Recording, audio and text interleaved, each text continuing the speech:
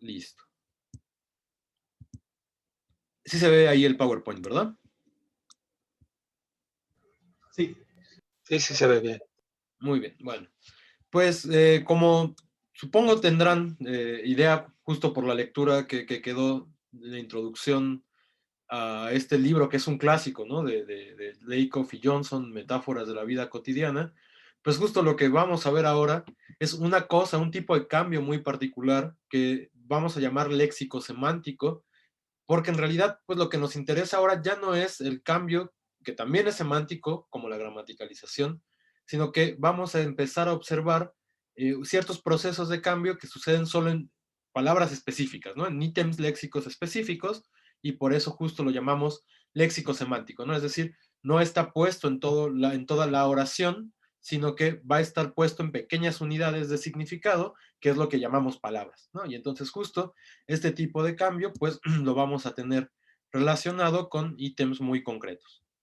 Entonces, justamente, lo primero que hay que decir es que, bueno, el cambio semántico a nivel léxico, pues es la modificación del significado de una palabra, sin que esto implique necesariamente que cambie la forma externa de la palabra. Es decir, eh, no sé, ¿no? Justo donde tenemos palabras polisémicas o palabras que pueden significar varias cosas, pues justamente muchas veces ese proceso de polisemia se da a partir de estos cambios que tienen que ver con que la palabra adopta nuevos significados, pero no cambia la forma de la palabra, ¿no? Y entonces, digamos, eso en términos del signo lingüístico, pues será un significante, ese significante no va a cambiar, pero lo que sí va a cambiar es que a ese significante, a esta estructura fónica específica, pues se le van a empezar a asignar nuevos significados. Y eso es justo el tipo de proceso que nos va a interesar a este nivel, ¿no?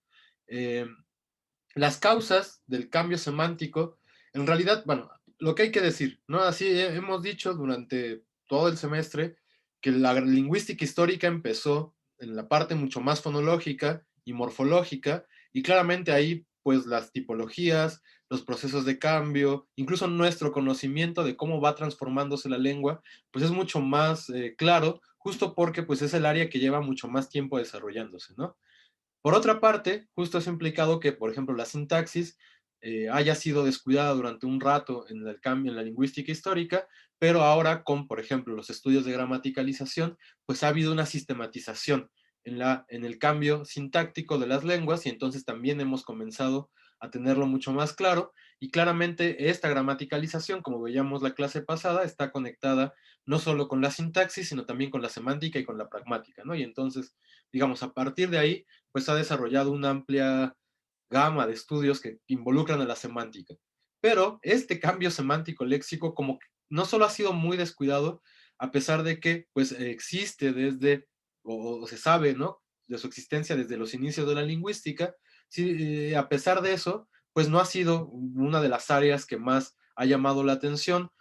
Se han propuesto sobre todo tipologías que hablan de las causas que provocan el cambio semántico a este nivel, y en ese caso la más famosa y básicamente la que estaba vigente todavía hasta hace unos 15 años es la de Ullmann, y Ullmann, pues el texto de Ullmann es de los 50, ¿no? Entonces, o sea, teníamos muchísimos años en que esto no había pasado por un cuestionamiento, y es en realidad hasta pues justo a partir de textos como los de Lakoff y Johnson, donde se empieza a sistematizar o a intentar sistematizar qué tipos de cambios vamos a encontrar dentro de este nivel, ¿no?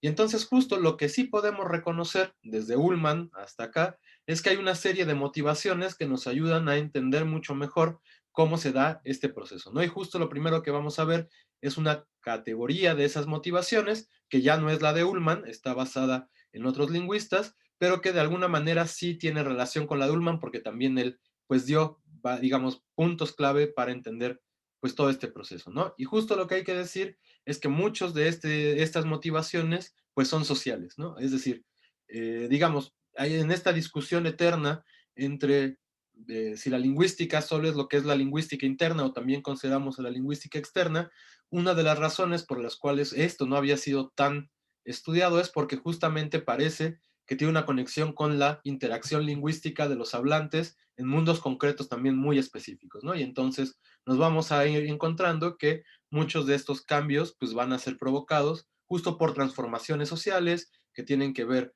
con modificaciones, por ejemplo, en las características de la organización social, o que tienen que ver con la introducción de nuevos elementos, y estos muchas veces pues también tienen que ver con la historia, por ejemplo, de conquista de ciertas comunidades, ¿no? Entonces, por ejemplo, el español, que es una lengua que, pues por lo menos desde el 1492 para acá, pues tuvo un dominio muy fuerte sobre pues, los territorios americanos, claramente tiene un montón de préstamos de estas otras lenguas porque se encontró en estas situaciones, ¿no? Entonces, ahí justo no podemos ya obviar que existen este tipo de procesos sociales en la transformación de las lenguas, ¿no?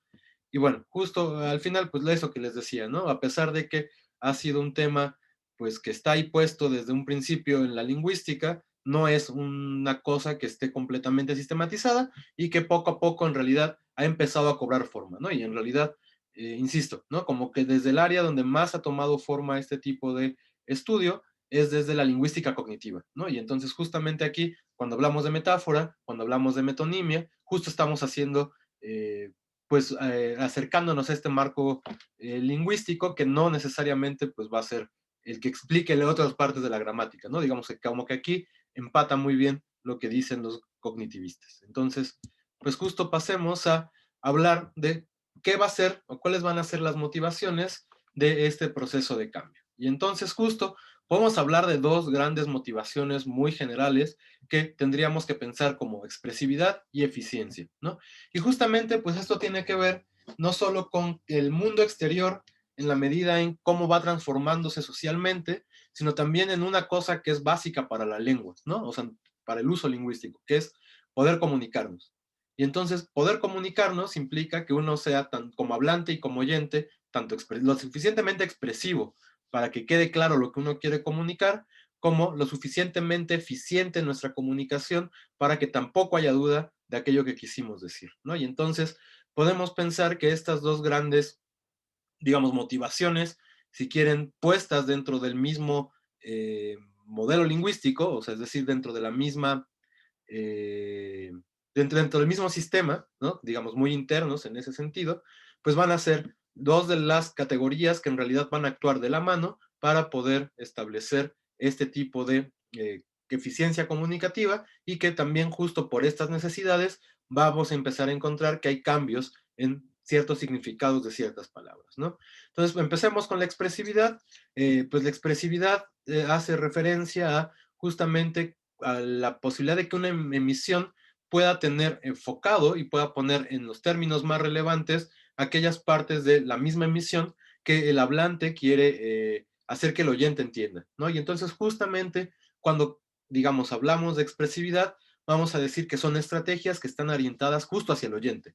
¿Por qué? Porque yo como hablante, pues probablemente mi mensaje lo tenga muy claro, sepa cuáles son las partes principales de esta emisión y yo no tengo que, para mí, hacer más expresivos ciertos puntos para que mi interlocutor entienda, ¿no? ¿Por qué? Porque yo soy mi interlocutor, digamos, pensando en un diálogo interno, ¿no? Y entonces, pues yo ya no lo necesito porque yo ya lo sé. Pero los demás, ¿no? Donde se juega la comunicación en realidad siempre es con el otro, y entonces justamente bajo esta otra edad, pues yo necesito enfocar, ¿no? Expresivamente a través de ciertos recursos léxicos, no solo, ¿no? También, no sé, pueden ser fonológicos, por ejemplo, acentuar una palabra que no estaría acentuada naturalmente, etcétera. Eso también permite hacer foco sobre las cosas que a mí me importan, ¿no? Pero bueno, independientemente de eso, en términos léxicos, pues sí van a entrar dentro de la expresividad, pues justo ciertas posibilidades de que el hablante, a través, por ejemplo, de nuevos conceptos o de formas estilísticas específicas, pueda generar un efecto específico en el oyente para que éste no tenga más duda de cuál fue mi intención comunicativa a la hora de hablar, ¿no? Entonces, por ejemplo, el eufemismo o el disfemismo, que vamos a hablar un poquito más adelante de estas dos cosas, justamente juegan en este nivel de expresividad, ¿no? Y entonces, aquí es donde también la clase en donde pueden empezar a recordar todas las palabras que les parecen raras y que ustedes usan, porque justamente van a ser seguramente ejemplos para todas las cosas que vamos a ver, ¿no? Entonces, si de repente se acuerdan de alguna, pues por favor, no se la guarden, ¿no? Compártanla con nosotros. Y entonces justamente, decía, ¿no? Entonces, por ejemplo, los eufemismos también, por ejemplo, pueden servir, además de un montón de otras cosas que hacen, para generar un contenido mucho más expresivo. Y entonces, un eufemismo o una serie de eufemismos que al español mexicano le gustan un montón, son todos los eufemismos sobre la muerte, ¿no? Y entonces, justamente cuando uno dice Pedro se murió, pues bueno, parece que el contenido es completamente informativo, puede parecernos una desgracia, no sé, pero igual no hay demasiada expresividad en esa oración, ¿no? Entonces, de repente cubriendo a través del eufemismo una cosa que está tabuizada, podemos también acentuar cierta característica del evento. Y entonces cuando decimos Pedro se petateó, ya estamos haciendo con el cambio léxico, llamando la atención sobre este uso específico y sobre el acto que estamos intentando comunicar, ¿no? Y entonces justamente esa sería una forma de expresividad comunicativa que claramente está orientada justo hacia la comprensión del otro en el acto comunicativo, ¿no? No ya solo de mí. Entonces, bueno, primero, con esto de expresividad, ¿vamos bien hasta ahora? Ok. Sí, Entonces, sí. la otra parte sería la eficiencia, ¿no? Y así como entonces decíamos que la expresividad ayuda a que el oyente ponga atención, la eficiencia ayuda a que el hablante sea capaz de, con menos esfuerzo comunicativo, poder expresar exactamente lo que quiere decir, ¿no? Entonces, justamente en este tipo de estrategias, que vamos, así como podemos hablar de estrategias orientadas hacia el oyente, podemos hablar en este caso de estrategias orientadas hacia el hablante, pues en estas vamos a encontrar, por ejemplo, formas elípticas, ¿no? Y entonces, en la elipsis la podemos encontrar en un montón de formas, no solo por este tipo de eficiencia, a veces también puestas con el tabú, por ejemplo, el verbo beber, ¿no? Eficientemente, comunicativamente, beber puede ser un montón de cosas, pero en el acto comunicativo, sin un verbo, digo, pero no es un objeto directo, probablemente estamos hablando de beber alcohol, ¿no? Y entonces justamente ahí, a pesar de que puede ser ambiguo, a lo mejor por un tabú, también es mucho más eficiente en la medida en que ya hemos introducido ese significado particular a un verbo que en realidad implica, que le digamos, beber cualquier otro líquido, ¿no? Entonces puede ser beber agua, puede ser beber café, pero si no decimos el objeto directo, estamos hablando de alcohol. Entonces justamente ese sería, por ejemplo, un caso de elipsis, hay algunos otros, ¿no? Ahorita vamos a hablar de, bueno, hay unos históricos bastante conocidos, ¿no? Por ejemplo, la palabra nada, pues ustedes saben que viene de res nata, ¿no? Que es, bueno, non res nata, que es ninguna cosa nacida, y entonces se perdió todo este non res para que todo el contenido fuera simplemente expresado a través de la palabra nata, que por cambios fonológicos pues normales da la palabra nada en español, ¿no? Entonces justamente este tipo de procesos también son elipsis y son elipsis que podemos ir comprobando en términos históricos. Otros tipos de procesos, que también vamos a hablar de ellos más adelante, están orientados hacia el hablante, pues son dos de los procesos básicos para la gramática, bueno, para la lingüística cognitiva, que explican toda esta serie de procesos, que es la metáfora y la metonimia, ¿no? Que lo interesante es que aquí veamos que ya no solo son figuras retóricas con las cuales pues trabajaban desde la época clásica, sino que además ya ahora los podemos emplear como conceptos semánticos, ¿no? Y entonces justamente eso es una de las aportaciones que nos han dado desde esta corriente cognitivista, ¿no? Y lo que es importante es que también, en realidad para las dos, tanto para la expresividad como para la eficiencia, lo que juega mucho, o lo que importa mucho, es que se creen contextos en donde, en términos de relevancia comunicativa, puede entenderse muy bien el contenido de la emisión, ¿no? ¿Y qué es esto de la relevancia comunicativa? Pues sí es también, bueno, existe la teoría de la relevancia lingüística, perdón, que nos dice que justamente los hablantes lo que hacen es, con la menor cantidad de información, expresar la mayor cantidad de contenido, digamos, lingüístico, justo porque entre los quienes se comunican, pues tienen en común ciertos elementos, cierto contexto, cierto background en el cual, pues es posible, haciendo referencia a todo eso que tenemos en la cabeza, con el menor esfuerzo, poder obtener exactamente el significado que estamos buscando, ¿no? Y entonces justamente eso es lo que estamos poniendo también en discusión, tanto con esta forma de, perdón, motivaciones que están dirigidas a la expresividad, como con estas motivaciones que están dirigidas hacia la eficiencia, ¿no? Y entonces, insisto, bueno, está aquí, no sé por qué, pero en realidad la relevancia es importante para ambos casos, ¿no? Entonces, eso también hay que tenerlo en cuenta. ¿Hasta aquí vamos todos bien?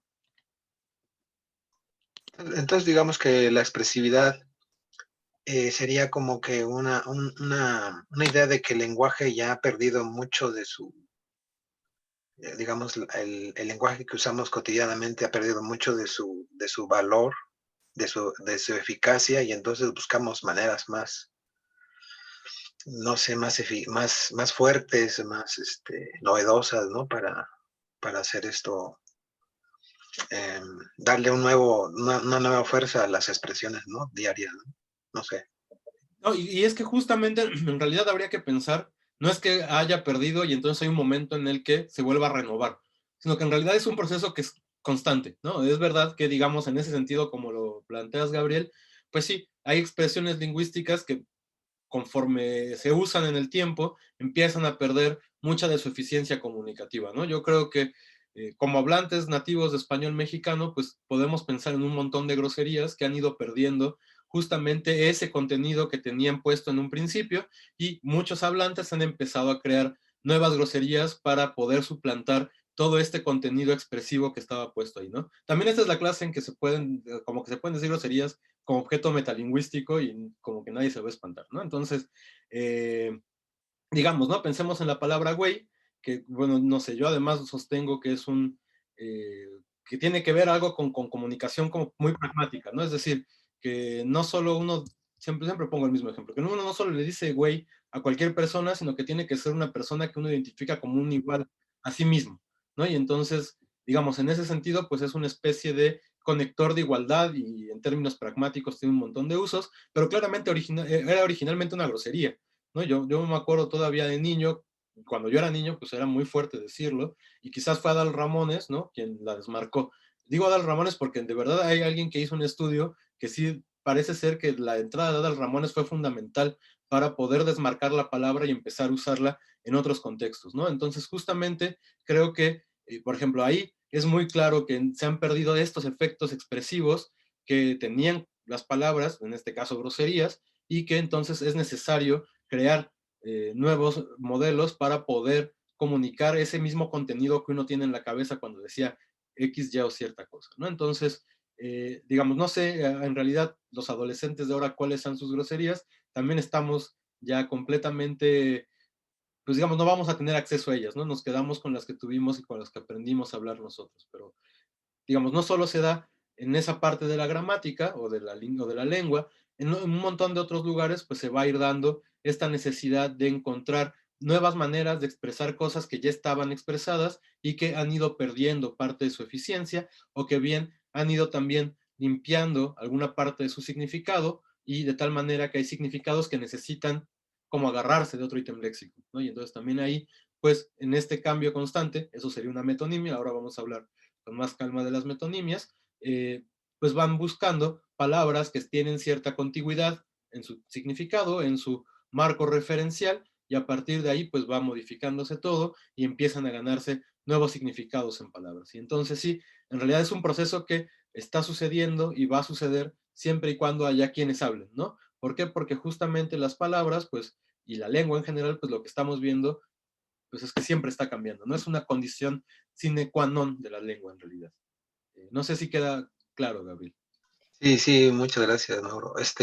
Bueno, yo recuerdo, ahorita que estabas hablando de güey, una alumna de la preparatoria, en alguna ocasión, en el salón me dijo, no, no manche, maestro. Entonces, bueno, para mi generación, ese no manches era no decir no mames, ¿no? O no Claro, mames. Era una sustitución para que o algo así que un eufemismo para que no se oyera más agresivo, ¿no? Pero quizá los muchachos ya no entendían esa situación, ¿no? De que era una sustitución de una grosería, ¿no? Entonces, para sí. ellos es como nuevo decir, no, no, no manche, maestro, ¿no? Yo creo que manchar, ya el verbo manchar ganó ese significado, ¿no? Es decir, yo también que entiendo que manchar es una manera, una especie de eufemismo fonológico que además el español mexicano, y el centro de México además, ¿no? Si te pito, el español más chilango de todos tiene mucho ese tipo de procesos fonológicos de reemplazar con algo muy parecido una palabra que está considerada grosería, ¿no? O lo que sea. Y entonces, bueno, eso justo, bueno, a ti, Gabriel, que te interesa el tema, pues justo, por ejemplo, sería lenguaje de germanía, ¿no? Justamente cómo se van componiendo estos otros significados. Pero claramente, ¿no? Las nuevas generaciones pues ya no distinguen ese proceso y más bien ya le adjudican a manchar este otro significado que tiene que ver con no sea pesado, no te quieras ver mala onda una cosa así, ¿no? Ya ni siquiera necesariamente es grosero, como que adquirió esta otra manera. Y no sé si posteriormente a lo mejor alguien intenta explicar por qué se utiliza manchar con ese sentido, ¿no? Y ahí uno puede inventarse 20,000 razones etimológicas, cuando en realidad lo que tenemos frente a nosotros, pues era una manera de evitar el verbo mamar, ¿no? Que claramente eso era lo que estaba de fondo. Entonces sí, eso sería, digamos, una manera en la cual por expresividad va ganando nuevo significado, una palabra que claramente no está puesta en el mismo marco referencial siquiera, ¿no? En realidad la contigüidad que había ahí es una contigüidad completamente fonológica. Y, insisto, eso es un proceso bastante común en el español del centro de México, de ahí que, pues digamos, Simón, no sé, hay 20,000 otras formas de decir otras 20,000 otras cosas, ¿no? Entonces, digamos, ahí hay pues un montón de ejemplos que van a salir. Entonces, bueno, no sé, pero con esto de expresividad y eficiencia, hasta aquí vamos bien, ¿verdad? Sí, sí, muy bien, Mauro, gracias.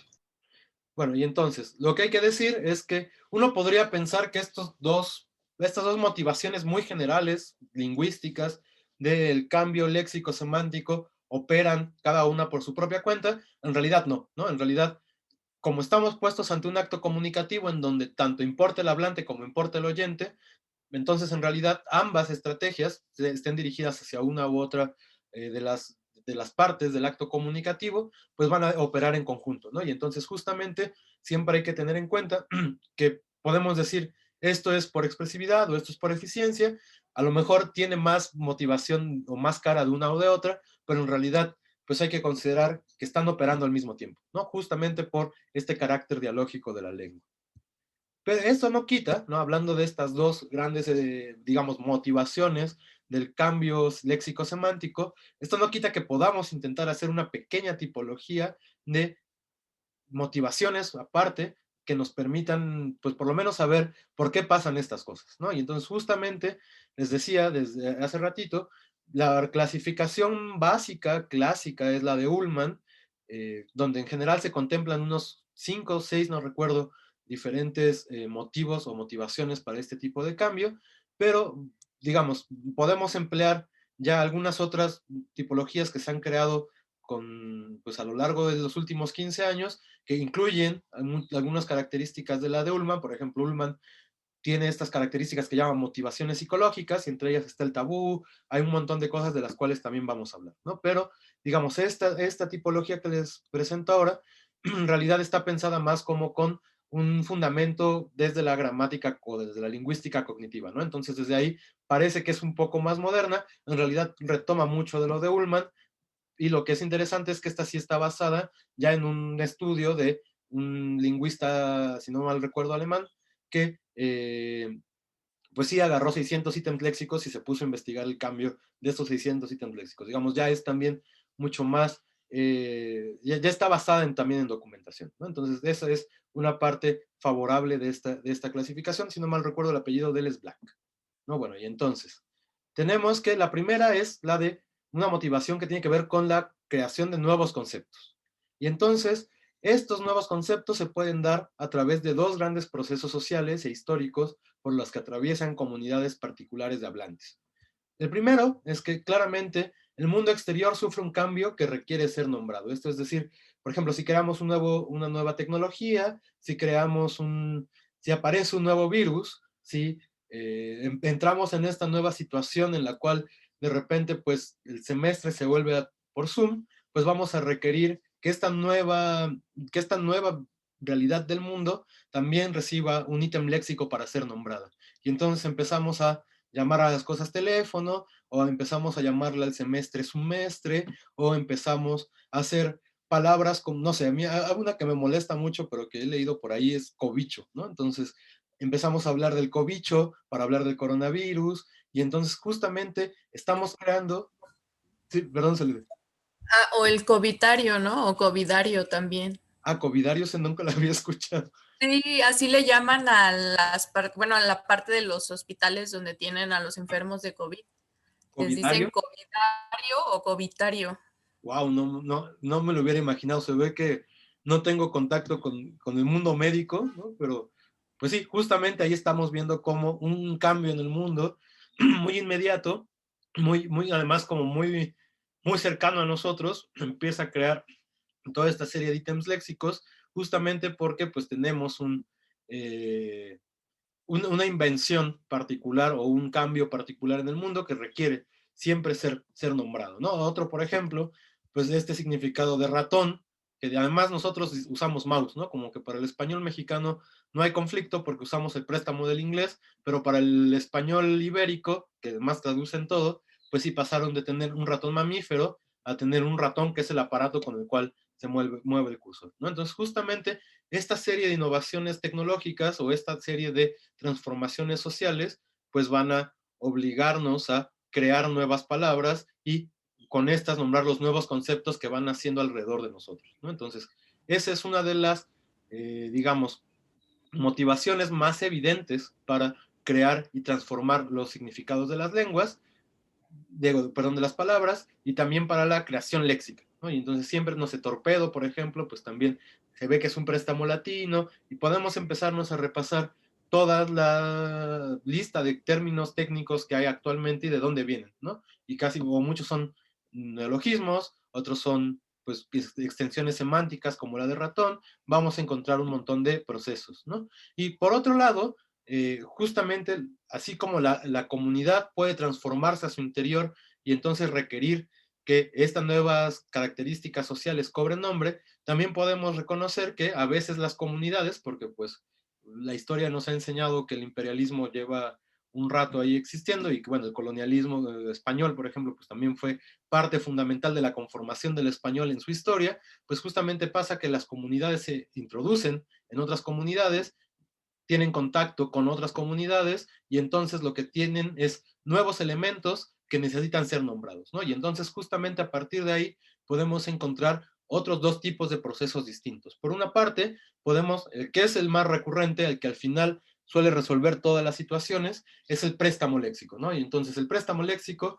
pues es justamente cuando una palabra que no es de, digamos, de nuestra familia lingüística, pero nombra una realidad que desconocemos porque nos era completamente ajena, pues la tomamos muchas veces también ya cuando se vuelve palabra patrimonial, es decir, cuando ya se vuelve parte del inventario léxico de esta otra lengua, se somete incluso a los procesos de cambio fonológico que tiene el resto del léxico, ¿no? Y entonces uno del náhuatl, que era xitomat, pues tiene jitomate, ¿no? Y entonces ese no solo tiene, digamos, no solo la sha se volvió ja, que era un proceso que estaba pasando en ese momento en el español ibérico, sino que también fue modificada morfológicamente para que se pareciera más a las palabras del español, ¿no? Y entonces en español, que tenemos una serie de palabras que acaban en E, no hay problema que haya una palabra que acabe con E, ¿no? Y eso ya no tiene ningún conflicto morfológico en nuestra lengua. Por otra parte, digamos, y por préstamos, pues nos podemos también llevar toda una vida intentando identificar todos los préstamos que tiene la lengua, pero por otra parte podemos también tener un proceso de extensión de significado que a veces puede o no puede tener un modificador, ¿no? Y entonces justo un proceso que fue bastante común durante pues, los primeros 50 años quizás del proceso de colonización de los castellanos en América, fue justo crear construcciones con referentes que conocían y este especificador de la tierra para indicar que era de América, ¿no? O a veces también de las Indias. El más común fue de la tierra. Entonces, por ejemplo, tenemos vino de la tierra, que esto era bebida fermentada de aguamiel, ¿no? O sea, es decir, esto es pulque. Solo que pues no existía el préstamo pulque y se intentaba con los referentes conocidos como vino hablar de este tipo de otra cosa que podría parecer vino. En las características es que eran bebidas alcohólicas y entonces a partir de ahí establecer la diferencia conceptual entre una y otra, ¿no? Por ejemplo, también tenemos no sé, pan de la tierra para tortilla, gallina de la tierra para guajolote, hay un montón de otras expresiones, ¿no? Yo soy de la idea, pero esto está en discusión en realidad, que por ejemplo en francés, pomme de la terre tiene que ver con estas construcciones que eran cosas, en este caso manzana de la tierra, refiriéndose a América, ¿no? Pero en realidad habría que ver si es específicamente eso o si hay también un calco europeo, porque, digamos, sé que hay una discusión al respecto y habría que buscar bien la etimología. También sé que pomme de la terre es traducción del alemán, entonces, digamos, como que ahí se puede ir perdiendo, pero capaz que hay alguna relación con esto, ¿no? Y entonces eso nos hablaría de lugares donde este proceso se lexicalizó tanto que pasó ya a ser una palabra específica para designar, en este caso, a la papa, ¿no? Sí es la papa, la pomme de la terre, ¿no? Sí. Sí, ok. Entonces, digamos, al final, por ejemplo, como pueden ver en Vino de la Tierra, no tuvo éxito, y lo que sí tuvo éxito fue el término que fue el préstamo pulque, ¿no? Que además, otra cosa que nadie sabe es de dónde viene pulque, ¿no? No es náhuatl, probablemente no es mesoamericana, quizás sea caribeña la palabra, pero tampoco hay acuerdo al respecto. Pero bueno, ¿con esto hay No, alguna duda, algo? bueno, ahorita que mencionabas esto del pomme de la terre, lo de vino como sustitución de pulque, yo he escuchado en algunas personas que dicen vino para indicar a todo lo que es alcohólico, fermentado, lo que sea, ¿no? O sea, un vinito puede ser un whisky, ¿no? Y no dicen eso, sino un vino, ¿no? Porque no sé, cuando lo he escuchado es para que no se suene tan, eh, pues así que como que toman algo mucho más fuerte, ¿no? Y dicen vino, entonces cuando a mí me dicen es que el vino y el vino, pues yo me imagino una copa de vino, algo así, y no, ya después veo que se están refiriendo a cualquier bebida alcohólica. Y, no, y eso justamente va a ser otra cosa de las que vamos a hablar un poquito más adelante. Es decir, qué bueno que van saliendo, porque justo ahora les vamos a dar todavía más sentido semántico, pero claramente, o sea, lo que está pasando ahí es que hay una relación taxonómica en realidad entre vino y alcohol, ¿no? El vino es un subtipo de alcohol. Y entonces lo que pasa es que muchas veces un elemento que es, en este caso vamos a hablar de hipónimos, ¿no? Ahora también hablamos un poquito más de eso.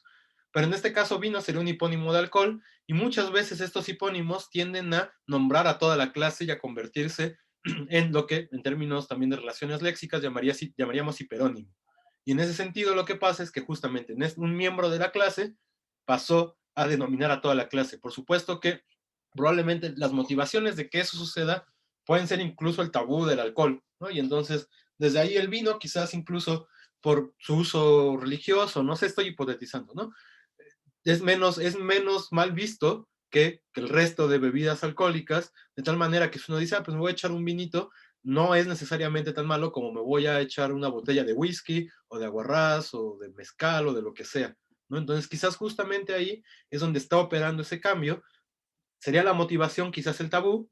Insisto, no lo sé, porque todo el alcoholismo en realidad está socialmente tabuizado muy fuerte, ¿no? Y de tal manera que podría ser el motivo, pero el proceso se ve que tiene relación con la relación léxica que se establece entre todos los participantes que están ahí. Digo, perdón, entre el campo conceptual que está puesto ahí, que es completamente taxonómico, ¿no? Entonces, justamente, digamos, son dos, una es la motivación, otra es la manera en que sucede el proceso, pero claramente sí está relacionado con esto, ¿no? Y probablemente a lo mejor en aquella época pasaba algo parecido, de tal suerte que vino era la clase generalizada de alcohol. Pensemos también en España, que en esa época pues era un país, sobre todo productor de vino, ¿no? No producían tanta cerveza, la cerveza es más norteña en Europa, el Mediterráneo es mucho más vinifactor, o como sea que se diga, y entonces yo creo que también por eso el vino era la superclase de alcohol, ¿no? Y entonces lo que es interesante es que vean que todos estos procesos sí están muy relacionados con la construcción social en la que está una comunidad, ¿no? Y si lo que más producen es vino, como bebida alcohólica, pues esa va a ser la bebida por excelencia alcohólica, ¿no? Entonces de ahí este uso como vino de la tierra para pulque. Ajá. Creo que se dice vitivinícola. Ok, gracias. ¿Dudas con esto? Ok, bueno, entonces un segundo motivo, un segundo factor para el cambio léxico, pues van a ser justo, y aquí es en donde vamos a encontrar en realidad muy constantemente la metáfora y la metonimia, pues digamos, en la existencia de conceptos abstractos con también referentes muy distantes que necesitan ser mucho más salientes, digamos, para la interacción lingüística, ¿no? De tal manera que entonces lo que tiende a pasar es que estos conceptos muy, muy abstractos, con referentes muy poco claros, con un contenido un poco difuso, pues tienden a metaforizarse, sobre todo metáfora en este caso, a través de otros elementos conceptuales que nos quedan mucho más claros para poder ser expresados. Y entonces empezamos a utilizar elementos mucho más concretos para hablar de esta serie de elementos que son pues mucho menos concretos, mucho menos aprehensibles, etcétera, etcétera, ¿no? Entonces, por ejemplo, un caso que es bastante común, bueno, este no sucedió más que en rumano, en las lenguas romances, la palabra luna, que en latín siempre significó luna, en rumano, además de luna, significa mes, ¿no? Y entonces uno tiene esta relación entre, pues claro, el proceso lunar son 28 días, nuestro mes, mal que mal, digo, no son 28 días, son 31, pero hay alguna relación constante con el propio ciclo de la luna en esta cuenta de los meses como la tenemos, ¿no? De tal manera que entonces este tiempo tan abstracto lo podemos nombrar a través de una fase completa del ciclo lunar. De tal manera que entonces empata mucho mejor, ¿no? Curiosamente, y esto yo creo que son dos cosas completamente distintas y que no están nada motivadas, lo cual nos podría llevar a decir que las metáforas tienen también cierta universalidad cognitiva, es que en náhuatl tenemos exactamente la misma metáfora, ¿no? Entonces, la palabra para luna es metzli y también para mes se utiliza metzli. Yo no sé si esté también llevada por la similitud fonológica con la palabra española mes, porque yo, bueno, conozco el uso de metzli en mes, por ejemplo, en documentos jurídicos escritos en náhuatl, donde dicen, se escribió en el mes de noviembre, y dicen metzli noviembre, ¿no? Entonces, justamente, no sé si tenga que ver por ahí o sea independiente, pero lo que es interesante es que existe también en la lengua exactamente esta misma forma, ¿no? Y por ejemplo, otro que pues también tiene que ver, quizás más concreto, es que pupila, ¿no? Ustedes saben, como niña pequeña, se convierte en pupila de los ojos, ¿no? Y entonces también esta metáfora o como forma de decir, es la niña de mis ojos, pues en realidad viene de este tipo de usos, donde todavía se podía rastrear en términos etimológicos y en términos de uso lingüístico, que pupila tenía ambos significados, tanto esta cosa en el ojo como un elemento como una niñita pequeña, ¿no? Entonces, digamos, como que se ve que incluso cristalizó en el uso como más constante y la separamos ya tanto que hemos creado esta expresión como es la niña de mis ojos para hablar de, no sé, de como algo de amor o no sé, ¿no? Perdón, Dulce, creo que querías decir algo. No, sí, es que lo mencionaste inmediatamente, ¿no? Que fue ese paso, ¿no? También de pupila y el cambio a la niña de mis ojos, que era lo que estabas diciendo. Ajá. Y bueno, y no sé si de repente ustedes, hablando de esta idea de conceptos abstractos y así como este proceso metafórico, no sé si se les ocurre algún otro ejemplo, quizás más palpable para nosotros. Pues yo creo que en realidad sería todo el lenguaje que indica afecto y cariño, tiene mucho de eso, ¿no? O sea, como se le dice, por ejemplo, a alguien que se le ama, bueno, te dicen corazón, mi cielo, y entonces no es porque sea tu corazón, sino que es como ese nacimiento del cariño que se fundamenta o se dice que sale del corazón, ¿no? Y se representa, no sé eso de dónde venga, pero que sea del corazón, porque por ejemplo en algunas culturas sé que cuando se habla de sentimientos se habla del estómago, ¿no? Si las culturas mesoamericanas, Entonces, por ejemplo, pero son yo creo que del mucho estómago. de eso, ¿no? Sí, ¿verdad? Ajá. Entonces, pues yo creo que mucho de ese vocabulario es de esta forma, ¿no? Referentes de conceptos abstractos. Bueno, quizá no abstracto porque están hablando del corazón y del cielo, pero se metaforizó hacia un sentimiento, ¿no? No, pero en realidad lo que es abstracto ahí es el amor, ¿no? Entonces, o sea, lo que uno está Ajá. planteando, el amor, quién sabe, o sea, es una cosa, es una idea, es un concepto, Ajá. puede ser 20,000 cosas, y lo están aterrizando, es verdad, en un elemento que es mucho más concreto, que además está puesto en un cuadro conceptual cultural en el cual es el motor de las emociones, ¿no? Y entonces, está metaforizando esta abstracción a través de a una cosa más concreta, pero que también está lleno de carga simbólica. Entonces tampoco es tan concreto, pero sí es más concreto, ¿no? Y justamente ahí se ve, sí, claro, es un muy buen ejemplo observar justamente cómo están pasando estas cosas, ¿no? Y justo el amor, pues sí, ese sí es un concepto como mucho más, pues sí, mucho más abstracto, ¿no? Pensaba yo ahora, estas expresiones que tenemos, como, digo, se ve que estas están más gramaticalizadas y más lexicalizadas, ¿no? Estas ya forman parte del significado y se ve que las otras que estamos diciendo todavía son metáforas, dirían Johnson y Lakoff, son metáforas vivas, ¿no? No están cristalizadas, siguen siendo operantes y se siguen sintiendo como metáforas. Entonces, lo que voy a decir también es una metáfora de ese nivel, habría que intentar pensar en otras que estén puestas mucho más hacia el léxico, ¿no? Entonces iba a decir que justo todo este concepto de romper las cadenas para decir liberarse, puede justamente tener esta idea mucho más concreta en la cual la libertad pues es una cosa donde no hay ninguna atadura y además el contrario de lo que es libre es estar atado en un elemento que es muy concreto, o sea, con cadenas, ¿no? Y eso está basado también en nuestra propia percepción y en nuestra propia creación histórica, si quieren, de lo que es la esclavitud, ¿no? Y entonces relacionamos esclavitud con las cadenas, relacionamos la cárcel con las cadenas, ¿no? Además, es como este chiste de los Simpsons, de quítenle la piedra la vergüenza y pónganle la piedra del triunfo, todo tiene una cadena ahí, ¿no? Y todo se lo ata con cadenas, y justamente están hablando de una cosa que priva de la libertad, ¿no? Y entonces justo a partir de ahí construimos la oposición, que es mucho más concreta de romper las cadenas por una cosa que es liberarse, ¿no? Porque de todos modos podemos seguir discutiendo qué es la libertad, ¿no? ¿Dónde se da la libertad? Y es exactamente un concepto completamente vago, ¿no? Igual la paz. La paz es otro concepto completamente vago, y entonces usamos una serie de metáforas completamente culturales, como hablar de una paloma blanca, para hablar justo de este estadio de tranquilidad, de paz, etcétera, ¿no? Entonces, también esos serían ejemplos, pero creo que son todos ejemplos de metáforas vivas, que sería la cosa particular con estas. No, sí, perdón, Dulce. Ratón de biblioteca también sería una metáfora viva.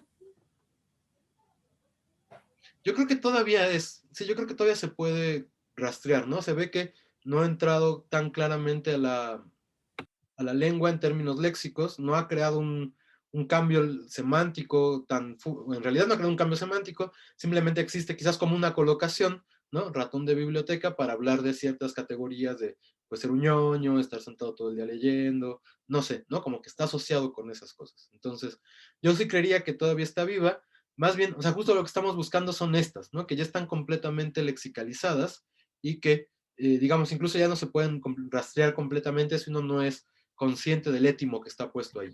Murciélago. Ah, bueno, por ejemplo, ¿no? El ratón Ajá. ciego se ve que sí era una metáfora que además, digamos, por procesos de evolución fonológica dio un murciélago En antes vez de de murciélago, murciélago. y sí, es así, por ejemplo, claramente se ve que tiene que ver con procesos de metaforización, ¿no? Porque se asume una cosa que no conocemos tan claramente como un murciélago. De chiste, todo el mundo le vio la cara de mamífero y entonces asumió que era un ratón, y entonces fue un ratón sin ojos, ¿no? Exactamente. Esa sí sería una que ya está lexicalizada. Ok. Pero bueno, ¿con esto tienen alguna duda? Esta idea de pocos salientes quiere decir que se usan poco, ¿verdad? Obviamente. No, estamos hablando aquí, perdón, eso es algo que debía haber quizás expresado desde un principio, son poco salientes en términos psicológicos, incluso términos cognitivos, ¿no? O sea, hay que decir, todo este aparato conceptual está basado en la psicología Gestalt, en realidad, ¿no? Y entonces, la psicología Gestalt lo que propone es que tenemos una figura y un fondo siempre, y que la figura y el fondo entran en relación entre sí, ¿no? Y entonces, entre más saliente sea una figura, significa que está más, se puede separar o se puede observar mucho mejor en contraposición con el fondo en el cual está colocado. Entonces, justamente cuando algo no es saliente, es porque, digamos, es mucho más borroso la figura que está puesta sobre un fondo en específico. De tal manera que entonces, por ejemplo, estos ítems o este tipo ¿cómo decirlo? Perdón, de conceptos, pues son justamente, como son abstractos, no son tan distinguibles de todo lo que los rodea. De tal manera que cuando les nombramos con una cosa mucho más concreta, podemos separarlos mucho más del fondo que está puesto y entonces identificarlos mejor como una categoría bajo esta imagen Gestalt. Entonces, justamente es a eso a lo que se refiere cuando hablamos de saliente o cuando hablamos, por ejemplo, de marco conceptual, ¿no? Más adelante vamos a hacer una definición de marco conceptual, pero justamente tiene que ver mucho más con términos psicológicos que con términos de uso lingüístico. Entonces, por eso, justamente es por eso que este tipo de lingüística se llama cognitiva, ¿no? Porque está pensando en esa serie de relaciones psicológicas. No sé si queda claro. Sí, gracias, don, gracias. Yo me acordé ahorita de un uso metafórico que hacían en la carrera. Bueno, cuando yo iba en la carrera, ya después no lo escuché, no sé si nada más era como algo muy local, pero había gente que, o sea, bueno, compañeros, ¿no? Que decían que fulanito es tu mascota. O sea, y le llamaban mascota, pero era un uso específico, era para alguien como que a quien le gustabas, pero que a ti no te gustaba, y sin embargo, como que lo tenías ahí pues para que te fuera útil en algo, ¿no? Ah, qué mala onda. Era así. Sí, bueno, pero sí lo usaban mucho, me acuerdo en mi generación, o sea, decían mascota, ¿no? Fulanito es la mascota de tal y así. Entonces hacían ese uso metafórico. Sí, no, y yo creo que ahí también, no sé, bueno, yo de la facultad justo creo que la cosa es que también son como sociolectos, ¿no? Entonces, pues yo sí era muy consciente que por lo menos la gente de mi generación de la facultad nos identificaba a los de hispánicas, porque como que nos habíamos dedicado durante 3 generaciones a conformar un léxico bien particular que era solo de quienes estudiábamos letras hispánicas en esas generaciones, ¿no? Entonces también ahí se vuelve una cosa de identificación, seguramente pues no sé, ¿no? Como que hacer un uso muy particular de la gente de clásicas, y entonces también así nos vamos distinguiendo en términos léxicos, incluso del resto, ¿no? Y lo que es curioso es que yo pensé, ahora que decías lo de la mascota, que más bien era el favorito del maestro, porque existe en inglés esta estructura teacher's pet, ¿no? Que es justamente es el consentido, es el que está ahí como intentando ganarse el favor del profesor. Yo pensaba que era eso, ahora que lo explicabas, se ve que está conectado quizás con este otro, pero la motivación es otra completamente distinta, ¿no? Pero bueno, ok, entonces con esto no hay ninguna duda, ¿verdad? Sí, perdón, Iván. Yo quería agregar que ahorita que esta Selene dijo eso de como que eres mi mascota, me acordé de otra expresión que llegué a escuchar mucho en la secundaria, incluso en la preparatoria, de que algunos compañeros se decían entre sí que literalmente eres mi perro, eres mi perra, y así como, ahora, ¿qué significa eso? Y ya, o sea, literalmente que uno le servía al otro, o sea, un compañero era literalmente superior al otro y entonces por eso le decía, eres mi perro. O sea, así como, no sé, alguna vez llegaron y me dijeron, eres mi perro, y yo así de, bueno, pues está bien, ¿no? Pues está bien, pues está bien, ¿no? Pero también he llegado yo a usar, por ejemplo, la expresión como entre amigos, no se lo digo a amigas, como eres mi perra, o sea, todo lo que yo hago lo tienes que hacer tú también. O sea, yo lo entendí de esa manera, no como lo había dicho Selene, pero después, una vez escuché que mi hermano le dijo a uno de sus amigos que él estaba en la pet zone. Y yo dije, en la pet zone, sí, pues pet significa mascota y son, pues, o sea, en vez de friend zone estaba en la pet zone porque literalmente le servía a ella o algo así, no sé. Entonces, yo al principio pensé en que eres como la expresión eres mi perro, eres mi perra, así como me perteneces y vas a hacer todo lo que yo diga, pero cuando dijo Selena el otro fue como que un cruce de dos metáforas o de dos metonimias que yo dije, pues yo las identifico muy bien, o sea, en mi entorno social puedo decirlas y las aplican mis amigos, quizás no los de letras hispánicas, pero sí otros, entonces, no sé, como que a lo mejor las metáforas, esa metáfora ya está haciendo más, está agarrando más caminos, ¿no? Bueno, es lo que quería preguntar. Sí, no, y la cosa es que justo, ¿no? Ahí vean como el nivel de expresividad otra vez poniéndose en juego, ¿no? O sea, por una parte, más allá de si es la misma metáfora, o sea, probablemente sí, es raro que una esté en español y otra esté en inglés, entonces también ahí habría que preguntarse ciertas cosas, ¿no? Se ve que esta Petzone está formada sobre el otro concepto que ya existía, que era Friendzone, y entonces, Sí. digamos, como que ahí se está modificando, está empatando con esta otra que tiene que ver con nuestra idea acerca de lo que es una mascota, ¿no? También, bueno, no sé, no vamos a hablar de eso, ¿no? Pero se ve que está puesto también eso ahí. Y entonces, justamente, pues lo que pasa es que lo que es muy interesante es que se van, pues digamos, reciclando constantemente, ¿no? Una de las cosas, en realidad casi como de introducción de manual de gramática histórica, en todos van a encontrar que, donde uno va a encontrar claramente que el lenguaje va transformándose y que entonces uno debería tener como cuidado de no tomar en cuenta ese tipo de transformaciones. Hay otra razón por la cual esto no ha sido estudiado tan sistemáticamente, es justo en el léxico, ¿no? Justo el léxico entra, sale, se modifica, justo porque está muy conectado con nuestras necesidades comunicativas más inmediatas. Curiosamente, a la lingüística más tradicional, digamos, esas necesidades comunicativas inmediatas parece que no le ha importado tanto, pero son muy importantes porque en realidad ahí se está generando todo el proceso lingüístico y comunicativo que al final es lo que nos importa. Y entonces justamente lo que pasa es que pues estas se van degradando, van entrando nuevas, y lo que es chistoso no es que luego empatan exactamente las mismas formas viejas y modernas para expresar el mismo contenido, ¿no? Y en ese caso, por ejemplo, nada más, antes, permíteme un minuto, Dulce, nada más con este ejemplo. Por ejemplo, ¿no? Una que es una metáfora en realidad bastante común, es esta de agarrar por aprender, ¿no? Entonces uno agarra cosas y está aprendiendo. Y entonces, por ejemplo, de ahí viene el capire italiano, ¿no? Que es entender, viene de una forma latina que era también agarrar, ¿no? Y entonces, justamente, ahora que capire ya se convirtió en saber, conocer, entender, ahora se utiliza un nuevo verbo en el uso, digamos, más común, no recuerdo cuál es, pues también como el coger italiano, digo español, el mismo étimo se utiliza en italiano para entender, pero no en todas las variedades, ¿no? Sino solo en las variedades menos formales. Y entonces probablemente, de nuevo, este significado podría volver a desarrollarse y este verbo pasar a comprender y ya no simplemente tener como entre las manos, ¿no? Que es lo que significa originalmente, igual que capire significaba eso en latín, ¿no? Ahora sí, perdón, Dulce. No, no te preocupes. Pues, bueno, ahorita que dices eso, nosotros en español, cuando ya entendemos algo, también le dice, ya le agarré, o ya lo caché, ¿no?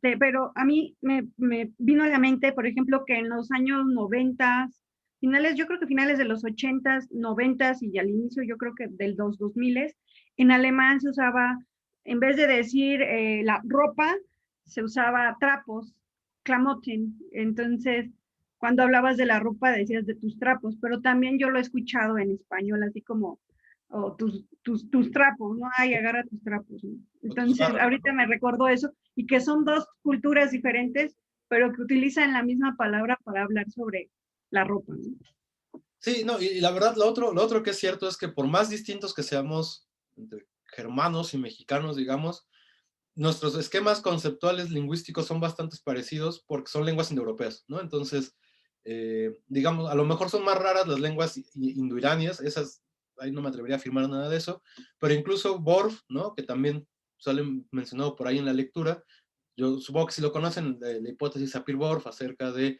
la relación entre la lengua y la manera en que categorizamos el mundo, justo Worf nombra estas lenguas SAE, ¿no? Que es algo así como Standard Average European Language, una cosa así, que justamente es porque pues, en realidad no son tan distintas. Entonces no sería tan raro que el español, aunque sea el español mexicano, desarrollara una metáfora parecida a la del alemán, porque hay ciertos esquemas ahí puestos en la lengua y en las estructuras lingüísticas que nos permiten llegar a esas formas, ¿no? Lo digo justo porque cuando se meten a estudiar otras lenguas más distantes, de repente las metáforas no quedan tan claras, ¿no? O usos que creemos que son metafóricos, en realidad no lo son, y entonces uno termina diciendo cosas como, es que el náhuatl es una lengua muy poética. Bueno, pues sí es una lengua tan poética como cualquier otra lengua, ¿no?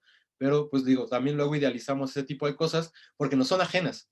Entonces lo que uno tiene que hacer es introducirse en la cultura, introducirse en la lengua, en los procesos lingüísticos para poder ver exactamente cómo están funcionando, ¿no? Pero bueno, ya, fue demasiado de conceptos abstractos.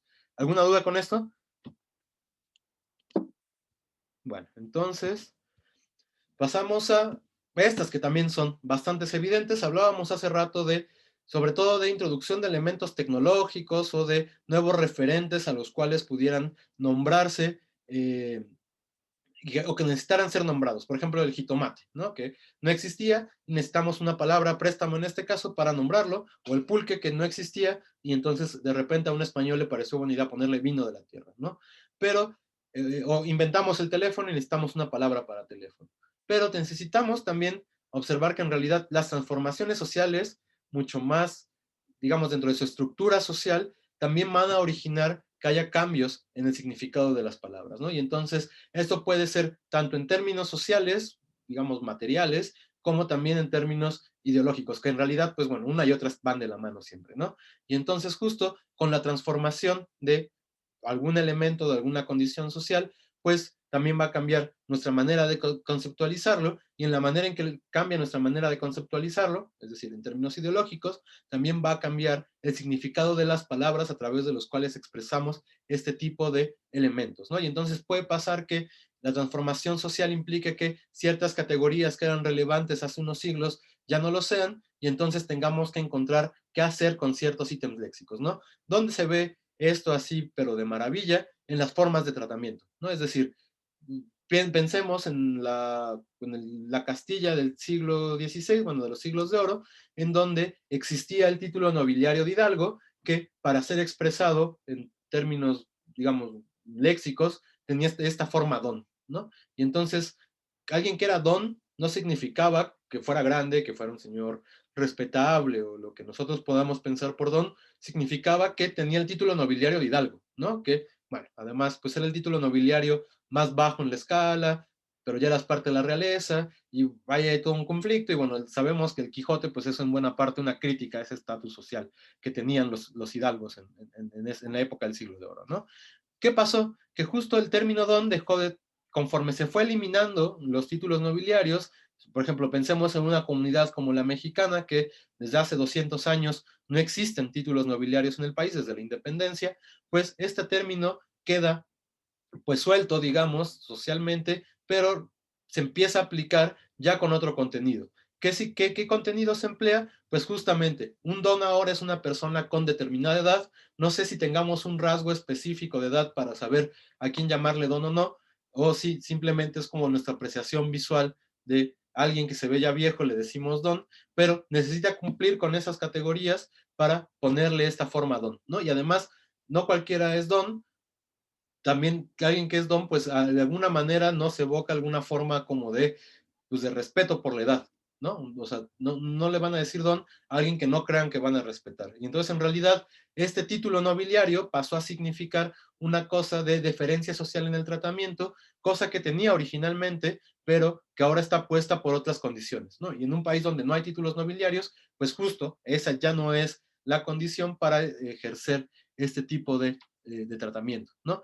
Y por ejemplo, hay un estudio sociolingüístico súper bueno, mexicano, hecho por dos lingüistas norteamericanos en una comunidad náhuatl en México hace ya unos 40 años, que justo lo que ponen mucho de manifiesto es que, bueno, el náhuatl clásico del siglo XVI tenía una diferencia social pues impresionante, ¿no? ¿Por qué? Porque pues era una comunidad, era una sociedad bastante jerarquizada en donde pues si uno era más igual, pues ya era más igual para toda su vida y no iba a poder cambiar su destino y estaba destinado a servir, ¿no? Si uno era mayeque, pues nada más estaba destinado a pues, trabajar la tierra y a pagar tributo, ¿no? Si uno era un pipil, un noble, bueno, ya había otras características. Y entonces, esta fuerte relación y distinción social, pues tiene expresiones lingüísticas, y justo estos dos lingüistas, Jane Hill y Kenneth Hill, lo que dicen es, en una comunidad, en la Malinche empiezan a observar cómo cambiar y cómo los nahuas fueron reduciendo en realidad las formas de tratamiento y de deferencia social, porque justamente pues, esas relaciones jerárquicas frenaron porque entraron en una nueva comunidad mucho más amplia, que era la del Estado-Nación mexicano, ¿no? Y entonces, ante el Estado-Nación mexicano, se ve que este otro es una comunidad muy particular en donde, pues en realidad se vuelven muy igualitarios para mantenerse como un conjunto en contraposición con el resto de la sociedad. Y entonces, todas las formas de tratamiento que tenía el náhuatl del siglo XVI han empezado a desaparecer hasta establecer rangos muy igualitarios de tratamiento, en donde quizás solo la edad establece también una diferencia en la manera en que le habla uno a las personas, ¿no? Entonces, justamente esto es una de las características o uno de los espacios donde nuestras transformaciones sociales van a reorganizar todo el sistema o buena parte del sistema léxico, ¿no? En este caso, insisto, las formas de tratamiento que además pues, son muy, digamos, están muy conectadas con nuestro mundo exterior, ¿no? No solo con lo lingüístico. No sé si a usted se les ocurre algún otro ejemplo que pudiera tener que ver con esa transformación social que nos lleve a cambiar algunas palabras. A mí no se me ocurrió, pero bueno, es lo que venía en el texto, ¿no? O sea, lo del cambio de connotación de la metáfora del tejido con el discurso, y de cómo en algún momento algunas de esas palabras toman una connotación negativa por el surgimiento de las casas textileras protoindustriales y su mala fama, ¿no? O la mala fama que tenían. Entonces, yo me acordé mucho de la palabra urdir, que viene ahí en el texto, y un profesor de la facultad lo usaba así, ¿no? Con ese sentido negativo, ¿no? Me acuerdo que cuando nos contó la historia de Gea y de cómo Gea, urdió, él precisamente decía, urdió un plan, ¿no? Para castrar a Urano, O sea, sí, y siempre lo decía como con ese énfasis, ¿no? De maldad, de Gea. Entonces dije, bueno, pues sí tiene sentido, ¿no? Que todo este cambio social haya producido pues ese sentido negativo de esas palabras, que además yo ni siquiera me había dado cuenta de que venían de la metáfora del tejido, o sea, en mi cabeza urdir es hacer un plan malvado, ¿no? O sea, no, Como no lo confabular, había... ¿no? Ajá, exactamente, realmente ni siquiera lo tenía consciente. O también en ese mismo texto, pero un poquito más adelante, viene lo de la metáfora del tiempo es dinero, ¿no? Y está bien interesante porque sí, de hecho, hablamos del tiempo en ese sentido del dinero, pero que tiene que ver con nuestra organización económica actual, ¿no? O sea, lo que consideramos que es valioso, que es el dinero y es el tiempo, porque además el tiempo produce dinero, ¿no? O sea, tu trabajo que te lleva tiempo va a producir dinero. Entonces decimos cosas como ahorrar tiempo, invertir tiempo, pues todas esas expresiones, ¿no? Que en realidad pues las asociamos más con el dinero, ¿no? Pero que tiene que ver con el asunto social pues del capitalismo, de la organización económica. Pues nada más eso. No lo inventé yo, lo leí ahí. No, y creo que la lectura, o sea, que ese ejemplo que traen sobre todo el léxico textil y cómo va introduciéndose en la lengua, creo que tiene un acierto, además de la manera en que lo organizan, que es justo conectarlo con este proceso técnico que se estaba dando en el proceso de acumulación originaria de capital, pues ya en hace muchos siglos, ¿no? Justamente creo que conectarlo ahí y poder observar cómo algo tan concreto, tan prominente en el mundo exterior como es la dedicación de las comunidades al mundo textil, pues justo organizan muy bien este otro aparato conceptual que tiene que ver con el texto, digamos, ¿no? Entonces, justamente creo que eso es lo que de hecho hace que más me guste esa lectura, debo ser sincero. Y ahora que decía Selene lo de... ay, no, perdón, olvidé la metáfora, que es que me quedé pensando tiempo es dinero, sí. Justo me quedé pensando por ejemplo, hablando de transformaciones sociales, ¿no? O sea, yo creo que ahora una especie de, pues, metáfora quizás que está muy puesta en el mundo laboral es esta de, Iván ya le he escuchado porque ya también lo usé en otra clase, de que algo así como la empresa es el ejército, ¿no?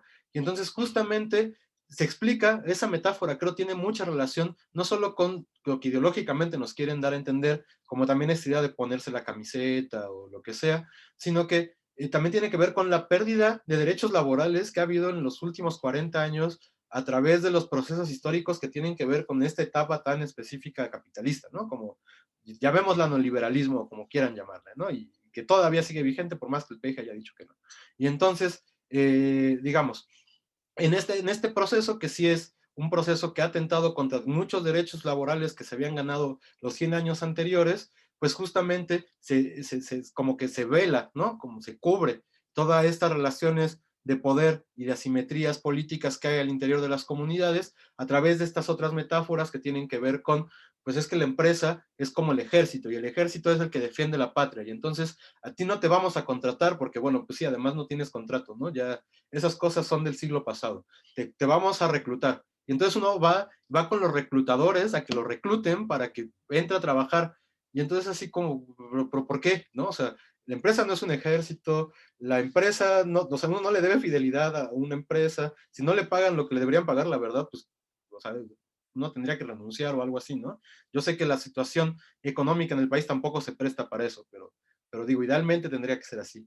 Justamente creo que esa metáfora, ¿no?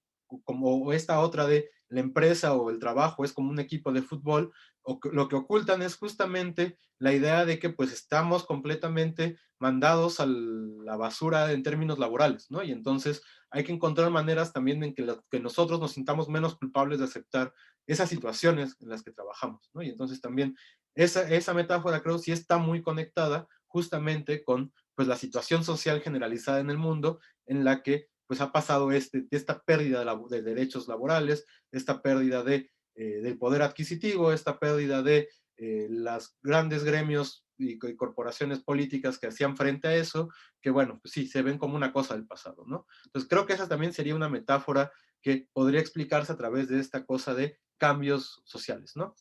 Pero bueno, no sé si a alguien se le haya ocurrido alguna o quiera contarnos algo o seguimos. Estaba pensando en esto de ser un crack, Esa yo no la entiendo sinceramente. pero no sé de dónde viene el crack. Ajá, ser un crack es así como que es muy bueno Sí, en no, eso algo, sí lo pero entiendo, pero justo no sé por qué. ajá, Como, no debe ser de inglés, ¿no? Como alguien que rompe cosas. O sea, como alguien que rompe los esquemas porque es muy bueno, entonces hace que las cosas hagan crack, y entonces uno es un crack. No sé, me imagino que viene por ahí, pero estoy hipotetizando completamente.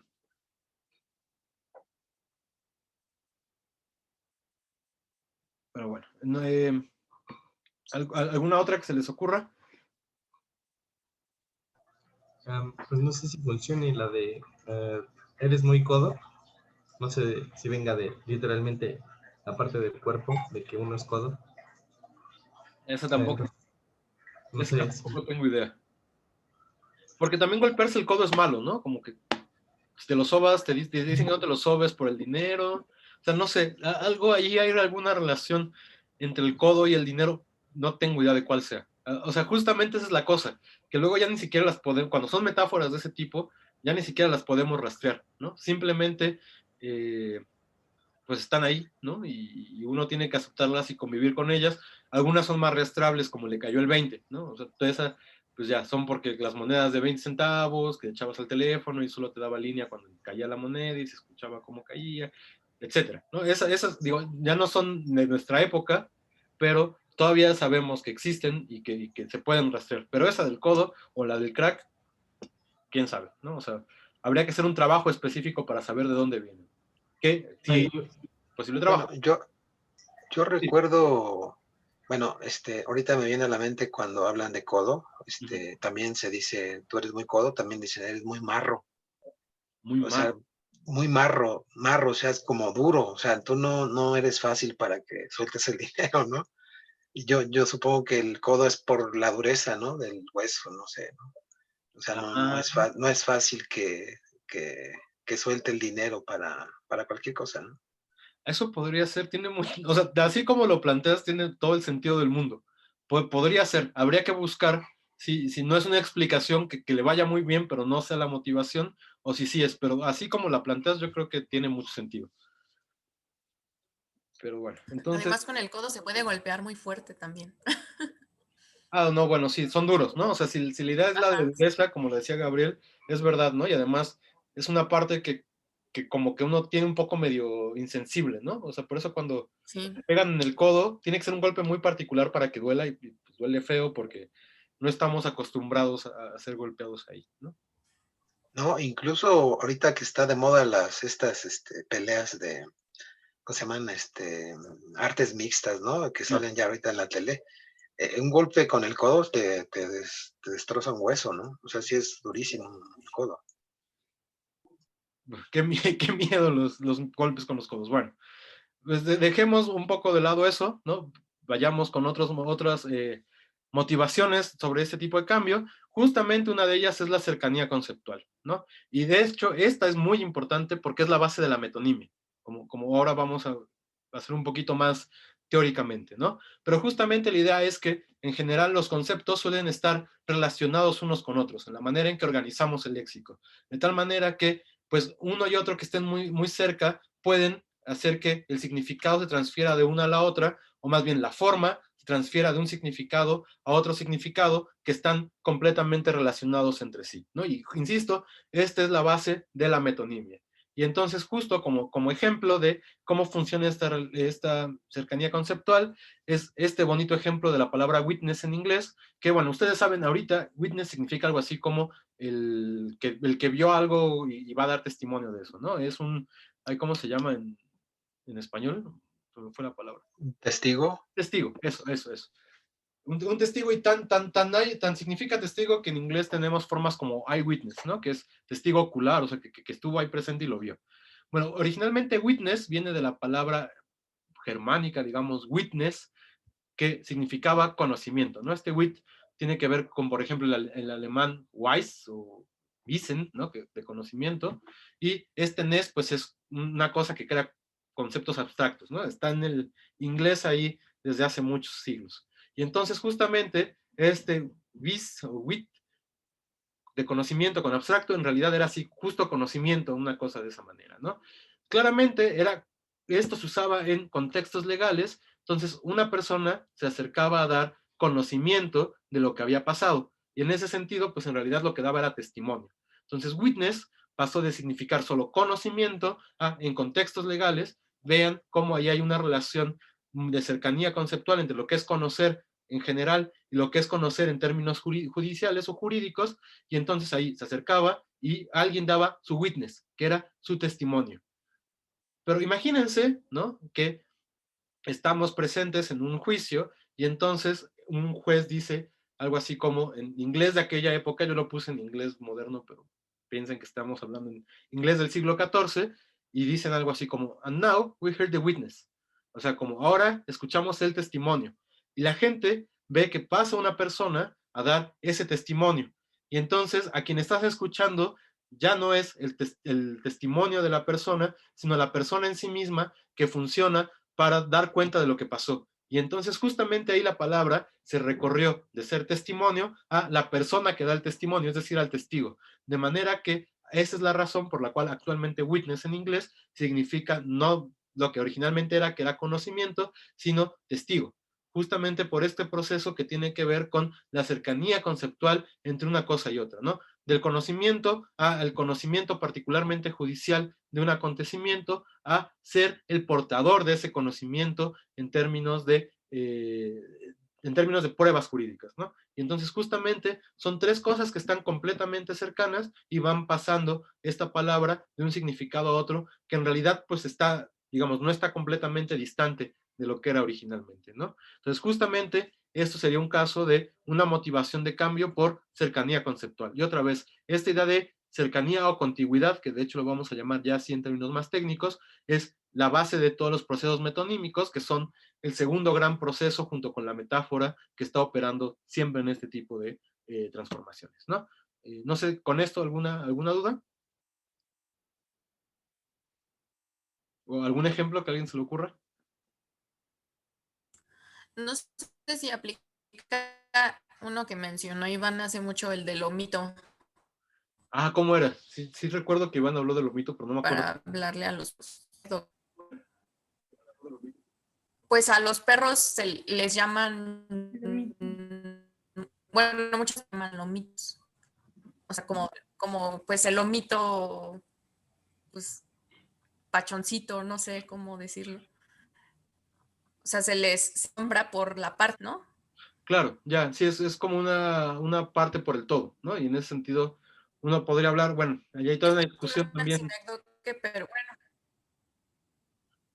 Sí, justo iba a decir, ¿no? Que hay una discusión entre si eso es específicamente una sinécdoque por la parte por el todo, o si es en general una metonimia. Es una discusión tanto de retórica como de lingüística que ahorita no vamos a abordar, pero supongamos que en general la sinécdoque pertenece, ¿no? Al gran grupo de metonimias. Y entonces justamente, sí, sería un ejemplo, ¿no? Que además creo que lo podemos rastrear porque viene del meme, ¿no? O sea, viene de esta expresión de suave lomito, y entonces ya todos son suaves lomitos, y entonces ya ahí hay una elipsis, se quita el suave, queda lomito, y entonces ya todos los perros son lomitos, ¿no? Y hasta hay grupos de Facebook así como de fotos de lomitos y no sé qué. Sí, sería un ejemplo, no sé qué tan, o sea, el problema es que pueden ver que witness se asentó en la lengua y sigue existiendo, ¿no? No sé si en 200 años todos los cánidos se llamen lomitos en español mexicano, podríamos hipotetizar que sí, pero en realidad pues también justo con este reciclaje léxico tan constante, pues no sabemos qué pueda pasar, ¿no? Una pregunta, no sé, a mí se me empieza a trabar su internet, pero ya no sé si el mío se traba. ¿Sí me escuchan bien? Está Sí, sí, se bien. escucha. Sí. Ah, Se ok. escucha Es el perfecto. mío, profe. No, es que también Bueno, ya... a mí me aparece el letrerito de que mi internet está mal. Es el mío. Ah, ok. Sí, es que también ya había pasado con el del Dulce hace rato que participó, entonces ya no sabía si era el mío o era el de ustedes, pero bueno. Si ustedes dicen que no se traba, pues está bien. Ahorita que estabas diciendo de lo del meme y eso, me vino a la cabeza esto del, ¿cómo se llama? De la Esperancita, que es de un TikTok, en realidad ni siquiera es el meme, sino que ya ahora, ay, estás bien Esperancita, o ay, pobre Esperancita, ya como con ese sentido de lo que se expresaba en el TikTok, ¿no? Pero ahí sí ya me superó, no sé exactamente de qué estés hablando. Ahorita te lo pongo en Facebook. Bueno, lo voy a buscar al rato, pues, y te lo pongo. Sí, Pero es yo literalmente lo tuve que buscar, porque yo tampoco lo había visto, yo no uso TikTok. Y mi hermana, y con una de sus amigas, con una amiga que es vecina de ella, empezaron a decir, ay, Esperancita, ay, ándale, Esperancita, ya vámonos, ay, Esperancita. Y yo así, ¿de qué me están hablando, no? Y me dicen, ¿qué no has visto el TikTok? Y yo así, pues, no. ¿Eso no era de una telenovela? Creo que era, o sea, sí, pasó de la telenovela a hacerlo en TikTok, porque ahora ya es de que actúas un cacho de un audio. Uh-huh. Y sí, pero sí era de una telenovela. Sí, no, o sea, pronto vamos a tener que hacer mucha filología de memes para poder entender todo lo que está pasando ahí. Entonces, es bueno que hagamos este rastreo, hay que escribirlos y hacer una página que algún día le va a hacer funcionar al mundo, ¿no? Pero sí, es difícil rastrear. Yo sabía lo de la telenovela, ¿no? Que venía como de ese uso. La verdad es que ni siquiera sé de cuál sea. No porque no haya visto telenovelas, sino porque no vi todas las telenovelas, ¿no? Y bueno, ¿no? Lo que importa en realidad, más bien pensemos como en cercanías conceptuales, ¿no? Creo que ahí ya el ejemplo sí no va por esta idea de contigüidad. Más bien, a ver, no sé si a alguien se le ocurre, lo del omito, por ejemplo, que esa sí es una anécdota, ¿no? Puede ser un ejemplo de metonimia. No sé si a alguien se le ocurra algún otro ejemplo.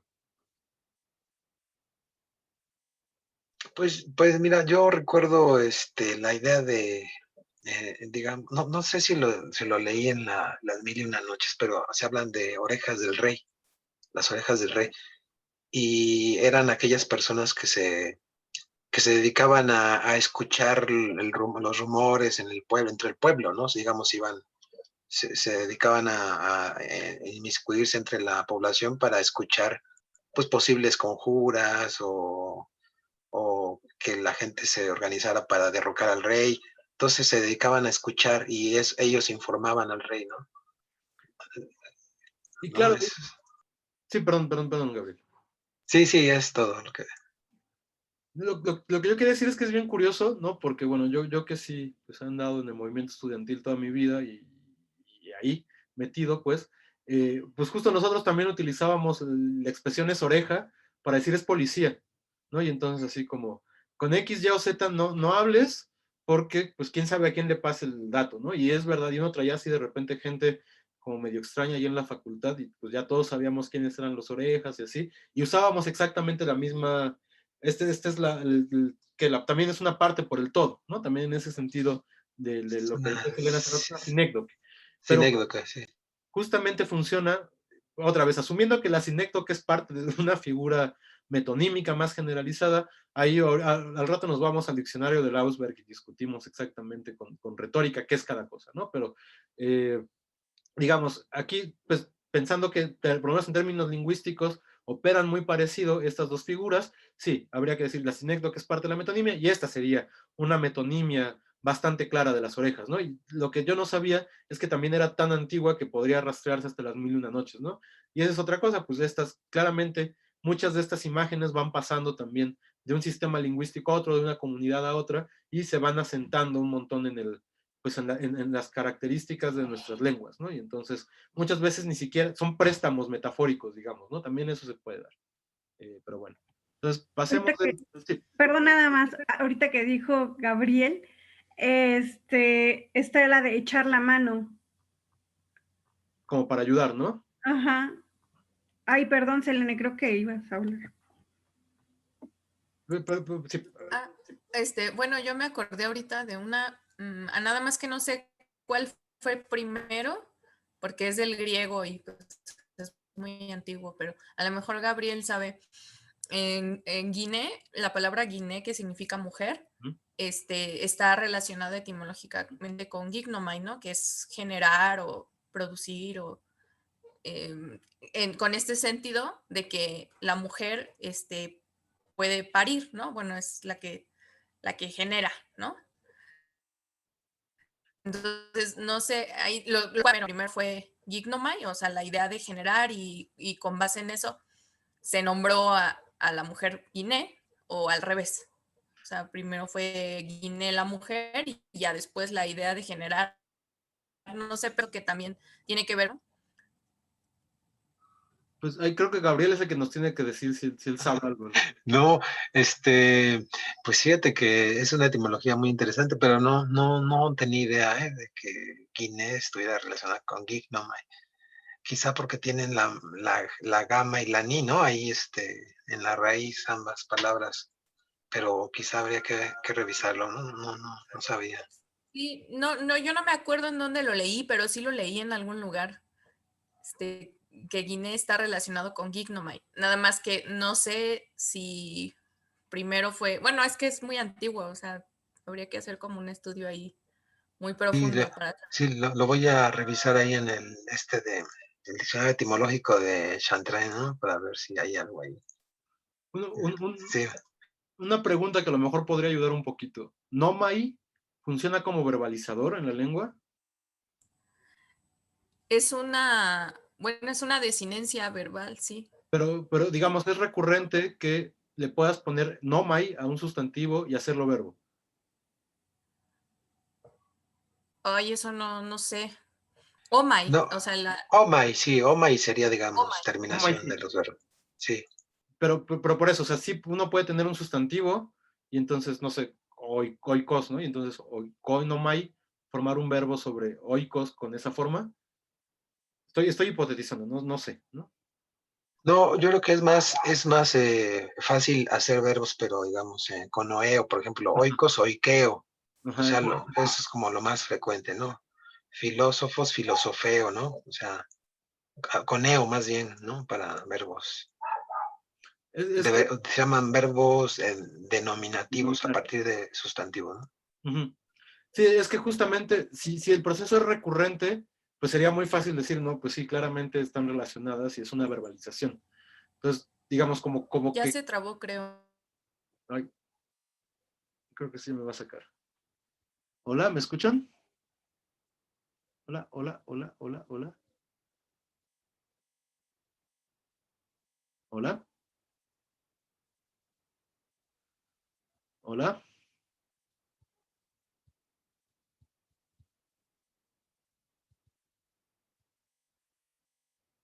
Hola.